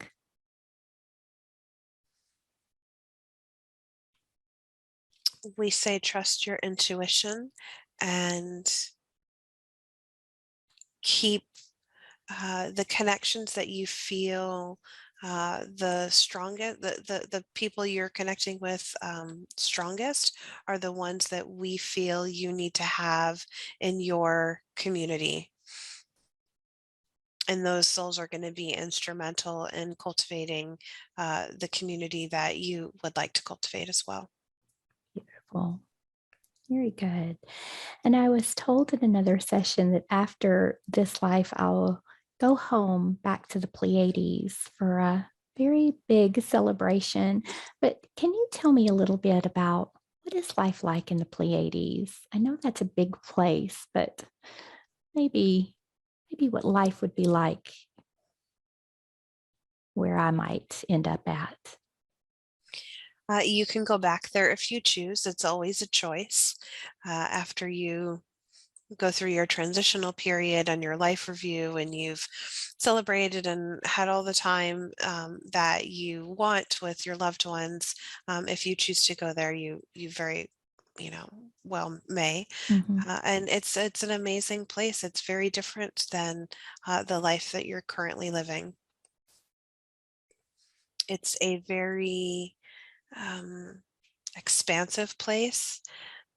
How else could we describe it? If you choose to go back there, it will be a very peaceful existence, but a very active one. A lot of um, Pleiadians choose to communicate, as you know, with other beings in other places. So that could be a role that you fulfill, is that you are one of those Pleiadian council members. Very good. Thank you for that. You're welcome. I had a hypnosis session earlier this week, and I struggled to get my mind in the right place. I've struggled in the past. Anything that you can share with me about sort of where I'm going wrong, what I need to work on so that I can do a little bit better in getting into these hypnosis sessions and connecting? Well, first, we'd like you to change the phrase, "What am I doing wrong?"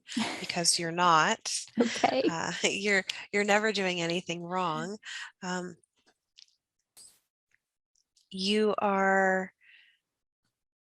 experiencing the resistance so that you can help other clients and relate to what they're going through. So, this phase of you having resistance in your own personal sessions, it's only for you to understand and experience what a potential client could go through. Once you get past this building phase for your client base, then you will start to have more of the galactic experiences that you wish to have. Okay. Well, that's good to know. Yes, Thank you for that. And so, you're welcome. along those lines, when I am working with clients that are struggling, because it is a common thing that we hear, not being able to sort of get in that place of connection, what would you recommend or suggest to be helpful to help them get where they need so that they can connect in with their higher self and higher guidance? It's easier said than done, but letting go of all expectations and being okay with it not happening exactly as you want it to. We feel that uh, expectations is the biggest interference in a session, is wanting to have a particular um, experience, and then it doesn't happen that way, and then everyone's disappointed. Mm. But enjoy whatever you do experience. I have definitely experienced setting my expectations too high. That's been a learning lesson for me as well. It's okay. Anything else that my guides would like to share for me with me today? Just that we're very proud of you to see how far you've come in such a short period of time. And this is just the beginning. I can feel that for sure. Beautiful. So, speaking of the ships and getting some healing today, Kim has given her consent to experience some of that healing. Is she ready today to experience that? What would her guide say? So we say yes and no for her.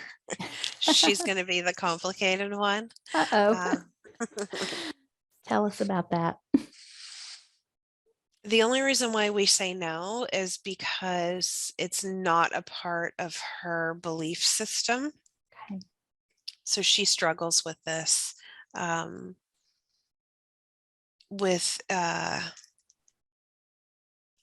not believing that it's possible.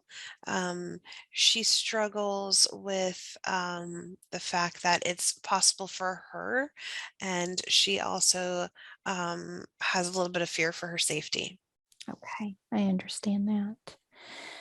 So let's take a look at some of the healing that she wants and we'll see what needs to happen. She's been experiencing some pain and some issues with the gallbladder. What's happening in that area? It's There's a lot of irritation.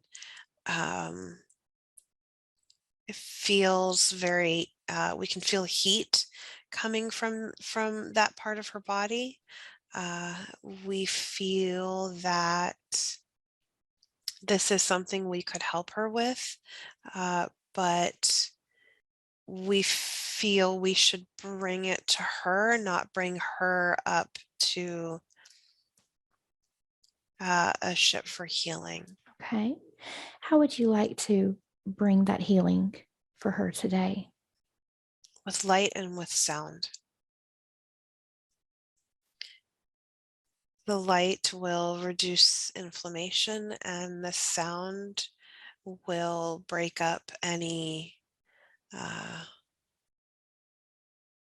um, gravel that she may have in there.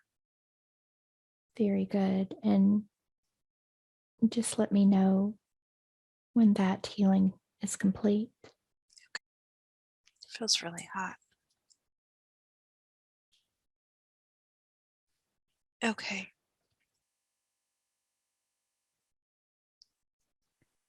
What will she experience after this session? Will she continue to have the pain or will that dissipate for her? It will slowly dissipate. We want her to continue to listen to the vibration of tuning forks. Um, that sound will help break up any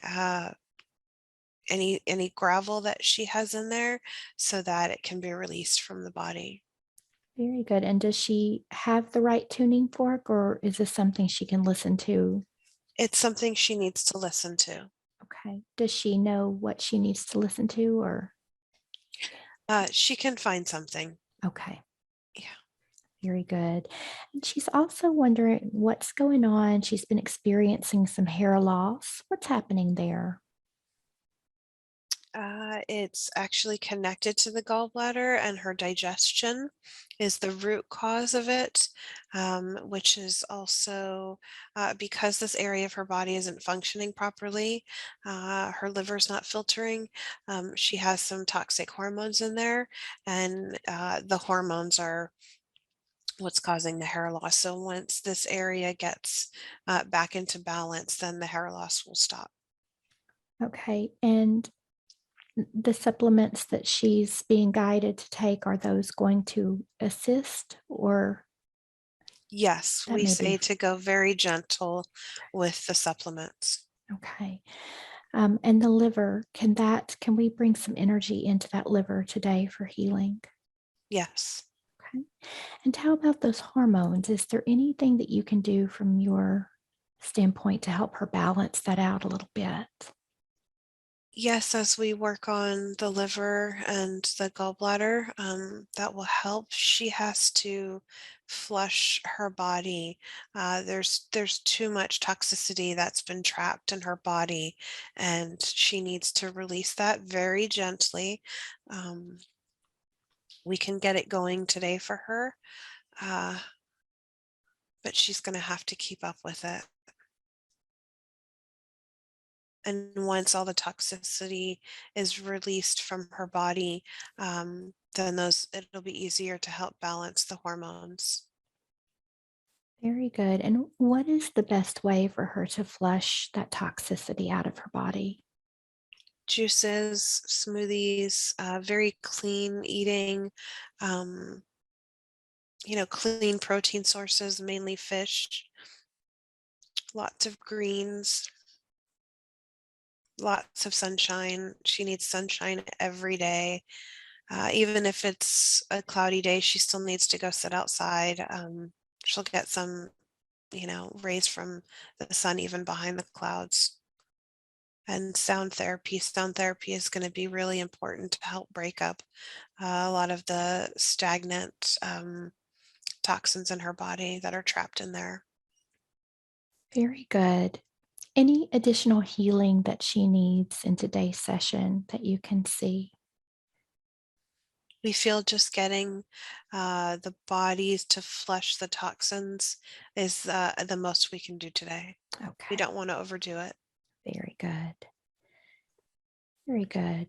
Can we check on Kim's mom? I had the pleasure of doing a session with her and any any additional healing that we can send through Kim today that she needs. Yes, we can do some surrogate healing for her. Beautiful. Tell me where you're focusing on in her body. We are lighting up her digestive system with white light. Beautiful. What has been causing her to have such issues with the food? It's a couple of things. So physically, it's a lifetime of neglect, not eating properly. So there's a lot of inflammation in her body. She's had health issues for most of her life. And then there's the emotional, spiritual component where uh, she will not admit it, but she has a difficult time that she is in her elderly years and her, final stage of life. Um, so she's having a hard time, digesting that her life is coming close to an end. And that's why these digestive issues have really flared up these last few years for her. I see. And so you're going to send some healing to that area to assist with that today. Is that correct? Yes. Very She's not good. it's not her time to leave just yet. Okay. And then one of the areas that we looked at, she was having those bronchial spasms, but Kim said they Mhm. seemed to be better from our session. Was that healed, or is there any additional work that's needed to help with that? She has an implant in her throat that needs to be removed. Okay. May we remove that for her today? Yes. And is there anything specific that you need for that, or can you just remove that? We're working on it. Okay. And after that implant is removed, if you'll fill that space up with some bright white light, can you tell us who placed that implant there? N Negative intent from her sister as a child. Okay. So that's been with her for a long time then. Yes. Very good. Anything else that we need to focus on for her mom today? We are gonna continue to flood her body with the white light. Um, and we just like to say it's gonna be really humorous for Kim and her family to hear her speak differently, um, especially towards her sister. So this should be interesting now that implant has been removed. Ah, so that's going to take away some of her possibly negative reaction. Is that correct? She'll actually stick up for herself a little bit more than she Oh, I normally see. does. I She gotcha. she doesn't stick up for herself with anybody. So this should be really interesting for her to start telling people off. So that so that implant was holding her back, would you say? Yes, yes. Her sister wanted to be the dominant one in the family, and she got what she wanted. Interesting. Very good. Well, I'm excited to see how that unfolds as well. Um, and if we could just have the guides just check her aura, make sure that that's nice and bright, sealing any holes or rips or tears, just making sure her energy is nice and safe and protected. And also doing the same for Kim today, please. And so in the This is session that, fun to work on a mom and daughter combo together. oh, nice. Tell me what you're seeing. This is, so we have their energetic bodies side by side, Mhm. which is really interesting because they're connected by an energetic umbilical cord, because it's a, parent-daughter relationship. So that cord is very strong. It needs to be cleared a little bit. Um, so we're just cleaning everything up. Beautiful. And if you can check Kim and make sure that she doesn't have any implants or anything that's not supposed to be there, any AI. There's a little darkness. It's nothing too bad. We basically use like a shop vac. We just suck it all off. Beautiful.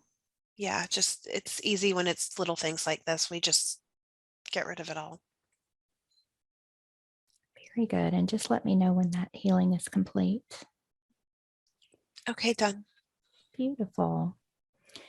And so in her session, in my session with her mom, a big portion of her family that had crossed over showed up, but we just couldn't get any of them to speak with us. What was happening there? Oh, they wanted to speak. It was her not ready to hear what they had to say. Oh, I see. Yeah, Very good. yeah. But at least they showed up. I thought that was pretty special. Yes, they were all there. And so was she blocking them? Yes, this work is difficult for her to do because she's a believing non-believer. So it's interesting. We feel that if she were to do a few more sessions, that she would get the results she's looking for. Very good. Well, I'm open for that anytime she's ready. And may I just ask, because my guides are here, if they can also do a scan of me, just checking to see if Yes. there's any AI, any implants, anything not supposed to be there, or any healing that I need today. Everything looks good. There's a little sort of like grayish stuff around the aura, which we're removing. It's just residue from outside stuff. Okay, Very good. Thank you so much for that. you're welcome. Are there any final messages today? Anything else that any of these beautiful guides would like to bring through for us? Really focus on community building. You need that now more than ever. Very good. Thank you for that. You're welcome.